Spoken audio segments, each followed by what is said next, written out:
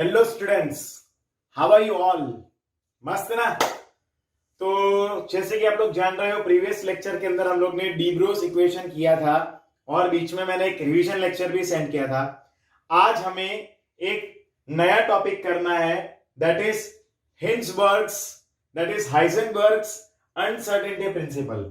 ये हमारा आज का एक नया टॉपिक है और ये काफी इंटरेस्टिंग टॉपिक है, that is called to be as a Heisenberg's uncertainty principle। ये हमें पढ़ना है। देखो बच्चों, जैसे कि कितने टाइम से हम ये पढ़ रहे हैं कि भाई पार्टिकल्स जो ले होते हैं, ठीक है, उनका wave nature as well as particle nature होता है। बेसिकली हाइजेनबर्ग का ये कहना था कि अगर हमारे पास कोई भी माइक्रोस्कोपिक पार्टिकल है, यानी कि बहुत ही ज्यादा छोटा पार्टिकल है, ठीक है, बेसिकली तो ये बात हमें डी ब्रो ने बताई थी और हाइजेनबर्ग्स ने उस बात को मानकर फिर आगे उनकी एक थियरी दी थी। तो वहां पर डी ब्रो की इक्वेशन थियरी क्या थी, उसी को हाइजेनबर्ग ने आगे फॉरवर्ड किया। और हाइजेनबर्ग का ये कहना था कि अगर कोई भी हमारे पास मान लो कि माइक्रोस्कोपिक पार्टिकल है और वो माइक्रोस्कोपिक पार्टिकल मोशन में है, ठीक है, कोई भी माइक्रोस्कोपिक पार्टिकल है और वो मोशन में है, तो उसका particle nature as well as wave nature होगा। पर वो कैसा होना चाहिए? साइज में माइक्रोस्कोपिक होना चाहिए। अब ये बात उन्होंने बताई थी। बेसिकली डी ब्रो ने तो इतना ही बताया था कि अगर कोई भी ऑब्जेक्ट है, पार्टिकल है, मोशन में है, तो वो क्या करेगा? तो वो particle as well as wave nature show करेगा। लेकिन हाइजेनबर्ग ने उन्होंने और भी क्लैरिटी दी थी कि अगर वो पार्टिकल माइक्रोस्कोपिक है और वो मोशन में है, तो उसका particle as well as wave nature, यानी कि उसकी ड्यूअलिटी रहेगी, वो ड्यूअल नेचर का रहेगा। अब इसके साथ साथ हाइजेनबर्ग ने और भी कुछ बातें बताई थी कि साइमल्टेनियसली, यानी कि एक ही टाइम पर आप कभी भी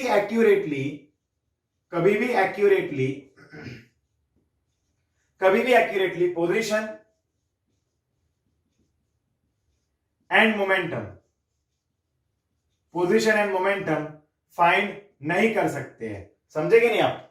यानी कि एक साथ आप उसको मेजर नहीं कर सकते हैं।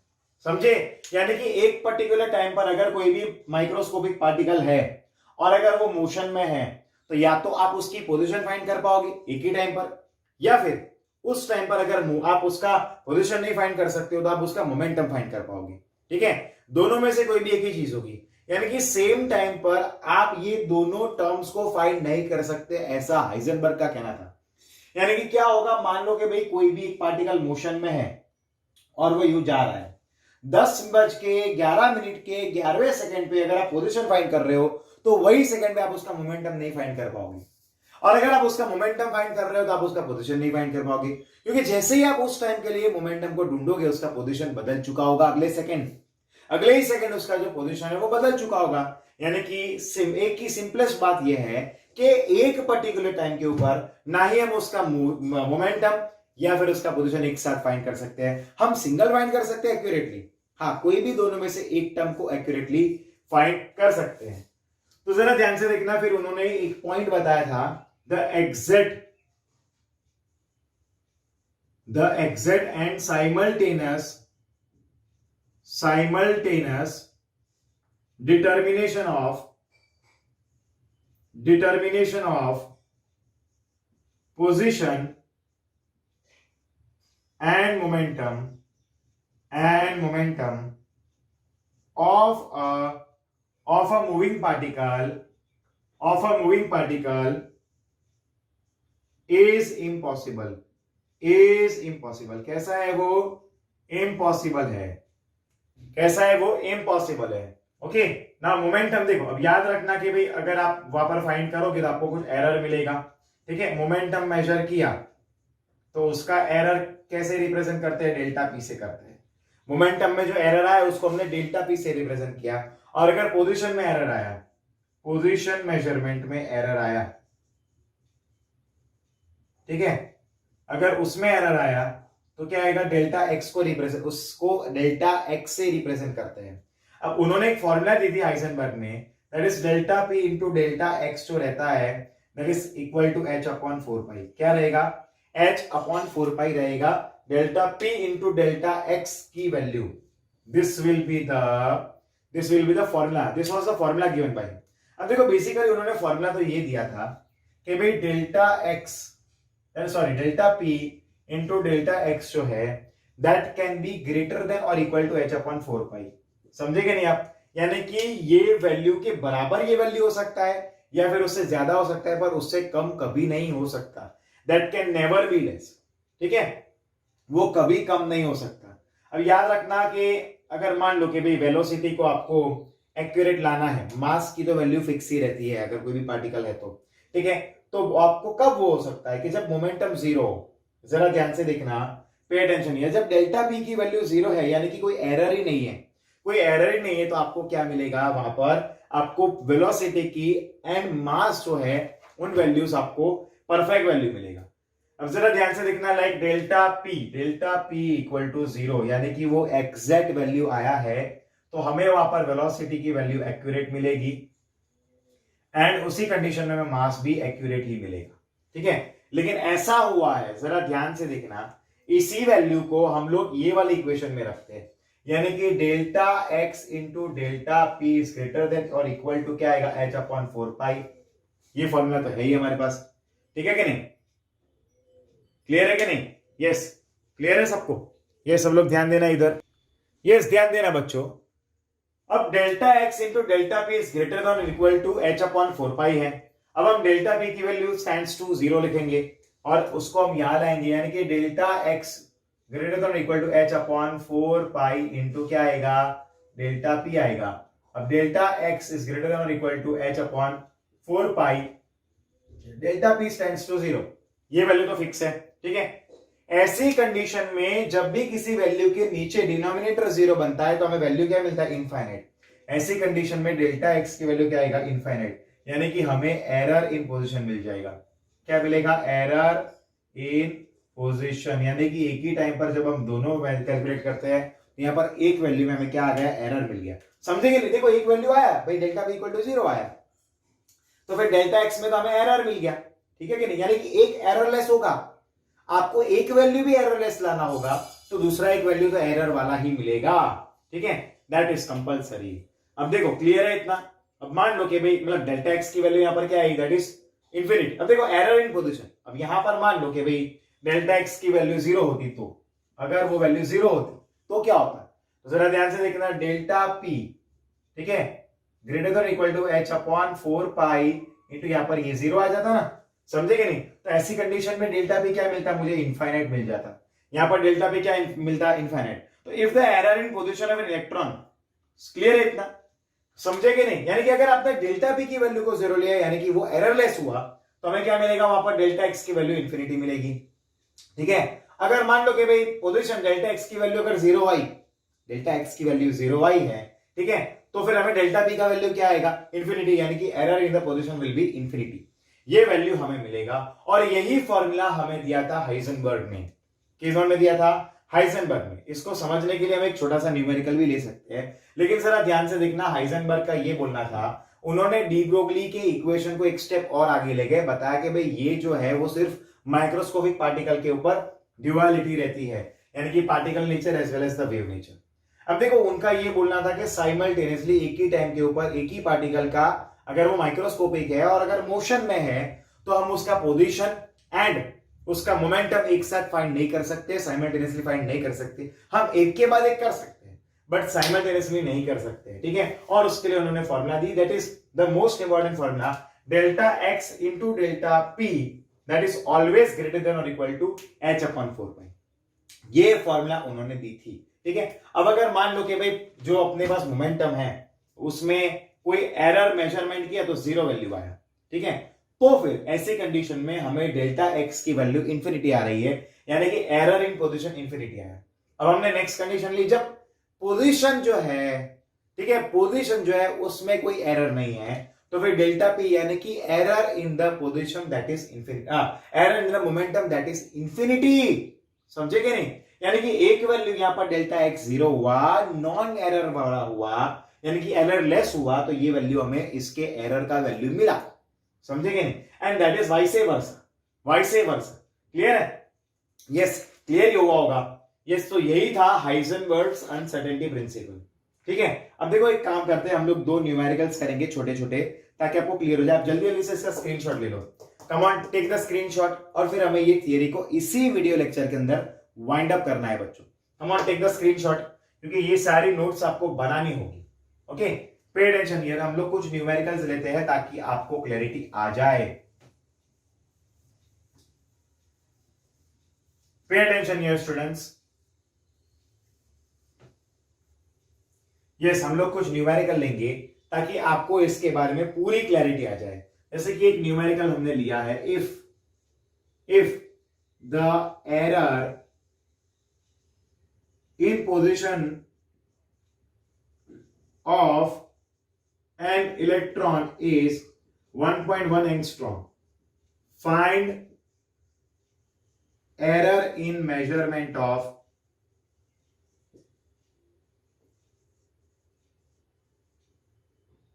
Momentum, error in measurement of momentum. आपको एरर इन पोजीशन दिया है, आपको फाइंड क्या करना है? तो आपको error in measurement of momentum, आपको डेल्टा पी का वैल्यू फाइंड करना है बच्चों। क्या फाइंड करना है? Delta P. अब जरा ध्यान से देखना, डेल्टा एक्स का वैल्यू जो है वो 1.1 एंगस्ट्रॉम है। कितना है वैल्यू? 1.1 एंगस्ट्रॉम, और आपको फाइंड करना है डेल्टा पी। कोई बात नहीं, सीधा से सीधा वो फॉर्मूला को अप्लाई करेंगे, आपको आता ही होगा। तो जरा ध्यान से देखना, क्या करेंगे? डेल्टा पी ढूंढना है। Delta p into delta x, क्या आएगा यहां पर? ग्रेटर और इक्वल टू एच अपॉन 4 पाई। सारी वैल्यूज को रख दो। चलो, डेल्टा पी को फाइंड करना है। डेल्टा पी इंटू 1.1 एंगस्ट्रॉम, यानी कि 10⁻⁻10 होता है। 1 एंगस्ट्रॉम के बराबर ग्रेटर देन और इक्वल टू क्या है? 6.626 इंटू 10⁻34 मतलब डिवाइड बाई 4 इंटू पाई। पाई की वैल्यू क्या होती है? क्या होती है? बताओ, जल्दी बताओ। ठीक है, अरे कुछ नहीं यार, इसमें क्या है? अब यहां पर पाई की वैल्यू 3.14 होगा। ये सारे वैल्यूज को वहां रख दो। डेल्टा पी का वैल्यू ग्रेटर देन और equal to 6.626 into 10⁻34 divide by क्या आएगा? 4 इंटू 3.14 इंटू 1.1 इंटू 10⁻10 एंगस्ट्रॉम। ठीक है, तो हम समझ में आया। ये सब आप, इसकी जो वैल्यू है वो इसके पूरे कैलकुलेशन से बड़ी होगी या इक्वल होगी। ठीक है, यानी कि हमें इससे डेल्टा पी का वैल्यू मिल गया, यानी कि एरर इन द मोमेंटम मिल गया। ठीक है, इतना इजी होता है। अब आप इसका कैलकुलेशन कर लेना, इतना तो मैं आप पे छोड़ रहा हूं, सब एक एक स्टेप में ही कर रहा हूं। क्या, थोड़ा खुद भी ट्राई करो, कैलसी लो और इसको सॉल्व करो। ठीक है, तो देखो ये डेल्टा पी यानी कि एरर इन मोमेंटम आ गया, that is called error in momentum. ठीक है, ओके। अब देखो ये सारी थियरी कंप्लीट होने के बाद एक बहुत ही इंपॉर्टेंट बात यहां पर आती है कि इतना सारा स्टडी करने के बाद हमने मतलब कितनी सारी थियरीज पढ़ी। अगर आप देखोगे स्टार्टिंग से हमने थॉमसन एटॉमिक मॉडल पढ़ा, हमने उसके बाद फिर रदरफोर्ड एटॉमिक मॉडल पढ़ा, उनके बाद हमने बोहर्स एटॉमिक मॉडल पढ़ा। ठीक है, और ऐसे करते करते मतलब हमने काफी सारे D Broglie's equation, D bro बोलते हैं, हाइजेनबर्ग मतलब फॉर्मूला प्रिंसिपल पढ़ा हमने। लेकिन वहां पर एक बात ध्यान रखने वाली ये थी कि बोर्स की इक्वेशन जो थी, बोर्स की थियरी जो थी, उनके भी खुद के ड्रॉबैक्स थे। बोर्स के पोस्टुलेट्स एंड बोर्ड के मॉडल में भी ड्रॉबैक्स थे। यस, और ये बहुत इंपॉर्टेंट बात है बच्चों, जरा ध्यान देना। यहां पर ये बात तो क्लैरिटी हो गई है कि अगर कोई भी हमारे पास माइक्रोस्कोपिक पार्टिकल है और अगर वो माइक्रोस्कोपिक पार्टिकल मोशन में है तो उसका wave nature as well as particle nature होगा। ठीक है, ये दोनों उनमें होगा। लेकिन वहां पर क्या हुआ, बोहर्स के एटॉमिक मॉडल का कुछ ड्रॉबैक्स मिला। तो क्या ड्रॉबैक्स थे? Drawback of Bohr's atomic model, उनके एटॉमिक मॉडल का यहां पर ड्रॉबैक क्या होगा, जरा ध्यान से देखना। What will be the drawback? देखो, ड्रॉबैक यानी कि उनकी थियरी कुछ हद तक सही हुई और उसके बाद फिर वो थियरी एप्लीकेबल नहीं हुई, यही ड्रॉबैक का मतलब होता है। इसका मतलब ये नहीं होता कि वो पूरी तरह से गलत है, कुछ हद तक सही है, उसके बाद फिर वो प्रूव नहीं कर पाई कुछ चीजों को, तो उसी को हम लोग ड्रॉबैक बोल सकते हैं या फिर लिमिटेशन बोल सकते हैं। पहली बात यह है कि भाई बोर्स मॉडल जो है वो सिर्फ वैलिड है सिंगल इलेक्ट्रॉन वाले एटम पे, ठीक है, सिंगल इलेक्ट्रॉन वाले एटम पे। पहला उनका ड्रॉबैक था, Bohr's model can be applicable on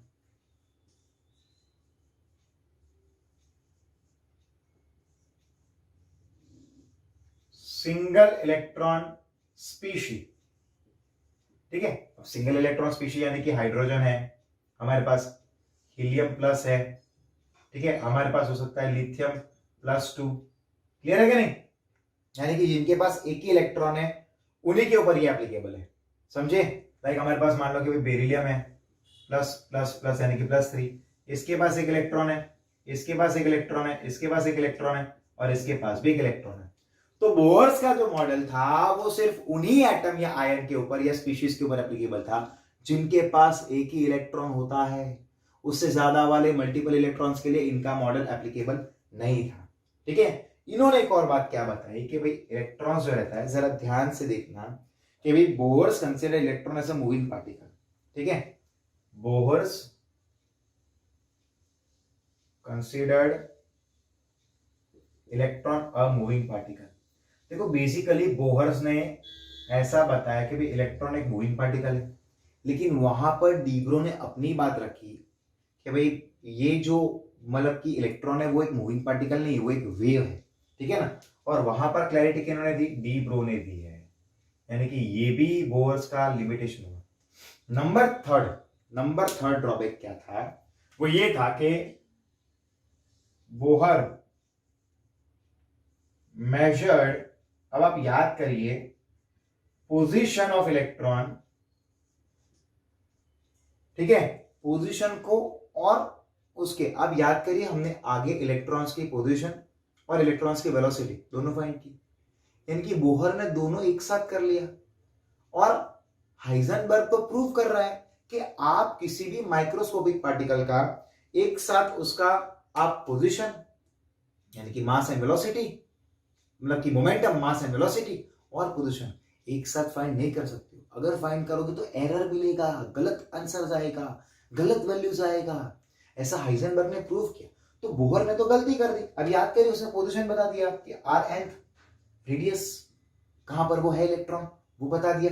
क्या फॉर्मूला था, 0.53 इंटू क्या आएगा, अब याद करिए n² इंटू z, याद आया कि नहीं, दैट इज एंगस्ट्रॉम में, और वहां पर उनकी गलती, और साथ में and velocity of electron, velocity of electron भी उन्होंने ढूंढ लिया, वेलोसिटी ऑफ इलेक्ट्रॉन भी उन्होंने ढूंढ लिया। और कितना बताया कि भाई v is equal to 2.18 into 10⁶ z पर n मीटर पर सेकेंड, याद करो। अब उन्होंने, बोहर ने दोनों चीज एक साथ बता दी, यानी कि इन दोनों में से कोई ना कोई वैल्यू में एरर होगा। जो किसने प्रूव किया, हाइजेनबर्ग ने, हमने आगे ही पढ़ा ना, हाइजेनबर्ग ने इस बात को प्रूव किया। ये उनका तीसरा ड्रॉबैक था। चौथा ड्रॉबैक ये था कि भाई जो हमारे पास स्पेक्ट्रल लाइंस है, अब याद करिए स्पेक्ट्रल लाइंस के बारे में, नंबर 4 पॉइंट यहां पर, spectral lines, okay, they show splitting in magnetic field, ठीक है, एंड इलेक्ट्रिक फील्ड। अब जरा ध्यान देना यहां पर कि बोहर ने एक चीज वो नहीं समझा पाए कि जो स्पेक्ट्रल लाइन होती है उसको अगर हम लोग मैग्नेटिक फील्ड में रखते हैं तो स्प्लिट होता है, यानी कि स्प्लिट होगा ये, और अगर उसको हम इलेक्ट्रिक फील्ड में रखते हैं तो भी वो स्प्लिट होता है। यानी कि स्पेक्ट्रल लाइंस को अगर हमने मैग्नेटिक फील्ड में रखा और वो स्प्लिट होता है, उसको हम लोग बोलते हैं ज़ीमान इफेक्ट। क्या बोलते हैं, जरा ध्यान से देखना, ज़ीमान इफेक्ट बोलते हैं। और अगर इलेक्ट्रिक फील्ड में रखने पर वो स्प्लिट होता है तो उसको हम लोग बोलते हैं दैट इज स्टार्क इफेक्ट। यानी कि वो ज़ीमान इफेक्ट एंड स्टार इफेक्ट को नहीं समझा पाए थे। हाँ, कि भी हम लोग अगर इलेक्ट्रिक फील्ड लाइंस को यानी कि स्पेक्ट्रल लाइंस को अगर हम लोग मैग्नेटिक फील्ड में या फिर इलेक्ट्रिकल फील्ड में रखते हैं तो वो स्प्लिट होता है। तो वो क्यों होता है उसके बारे में यानी कि जीमैन इफेक्ट के बारे में, स्टार्क इफेक्ट के बारे में, स्टार्क इफेक्ट के बारे में बोहर्स एटॉमिक मॉडल कुछ भी बात नहीं बता पाया, तो वो भी उनका एक ड्रॉबैक था। और उनका आखिरी एक ड्रॉबैक ये था लास्ट कि बहुत छोटी छोटी जो रहती है ultra fine spectrum, ultra fine spectrum यानी कि जो बहुत ही ज्यादा नजदीक रहती है, यूं अल्ट्रा फाइन स्पेक्ट्रम, उसके बारे में उन्होंने कुछ भी नहीं बताया, नथिंग। अल्ट्रा फाइन यानी कि बहुत ही नजदीक हो, स्पेक्ट्रम बहुत ही नजदीक, तो उसके बारे में वो कुछ भी नहीं बता पाए, तो ये उनका ड्रॉबैक हो गया था। और ये 5 उनके सबसे मेन ड्रॉबैक थे जिसकी वजह से बोहर्स एटॉमिक मॉडल को फिर रिजेक्ट कर दिया गया था और उसको सिर्फ एक लिमिट तक ही एप्लीकेबल था, यानी कि सिर्फ ऐसे स्पीशीज जिसके पास एक इलेक्ट्रॉन हो, सिंगल इलेक्ट्रॉन स्पीशीज जो हो, उन्हीं के ऊपर एप्लीकेबल था ये बोहर्स एटॉमिक मॉडल। एक बार इनका हम लोग रिवीजन करते हैं, ये ड्रॉबैक को ये सब स्क्रीनशॉट ले लो बच्चों, बहुत ज्यादा इंपॉर्टेंट है। पहली बात कि वो सिर्फ सिंगल इलेक्ट्रॉन स्पीशीज पे एप्लीकेबल है, बाकियों पे ये एप्लीकेबल नहीं है। दूसरी बात, उन्होंने इलेक्ट्रॉन, मूविंग इलेक्ट्रॉन को एक पार्टिकल गिना, बट डी ब्रोगली ने बताया कि भाई वो एक वेव है, ठीक है। बोर्स ने बोला कि भाई उसका रेडियस और वेलोसिटी दोनों ढूंढ लिया, बट हाइजेनबर्ग ने तो ये प्रूव किया कि आप कोई भी माइक्रोस्कोपिक पार्टिकल का साइमल्टेनियसली पोजीशन एंड वेलोसिटी यानी कि मोमेंटम नहीं फाइंड कर सकते, इन्होंने फाइंड कर लिया, यानी कि इनकी कोई ना कोई वैल्यू में एरर जरूर होगा। एंड चौथी बात कि जब भी हम स्पेक्ट्रल लाइंस को मैग्नेटिक फील्ड में रखते हैं, जिसको बोलते हैं जीमान इफेक्ट, तो स्प्लिट होते हैं, और अगर उसको इलेक्ट्रिक फील्ड में रखते हैं तो भी वो स्प्लिट होते हैं, तो उसको हम लोग बोलते हैं स्टार्क इफेक्ट। तो वो Stark effect and Zeeman effect के बारे में कुछ भी नहीं बता पाए थे। एंड एक और लास्ट बात ये है कि जो बहुत ही ज्यादा लाइट स्पेक्ट्रल लाइंस जो बहुत ज्यादा नजदीक रहते हैं, अल्ट्राफाइन, उनके बारे में बोहर्स एटॉमिक मॉडल में कोई भी चीज मेंशन नहीं हुई है बच्चों, ठीक है।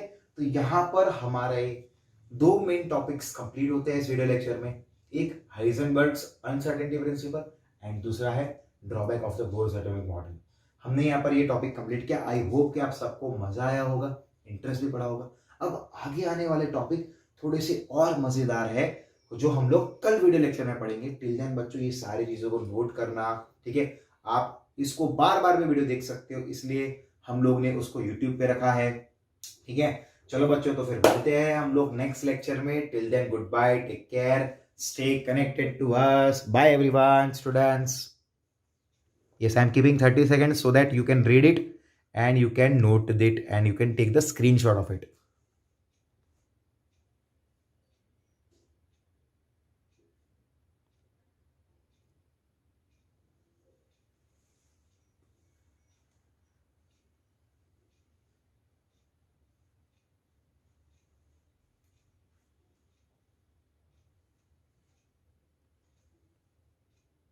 Okay, students, goodbye, take care, stay home, stay connected.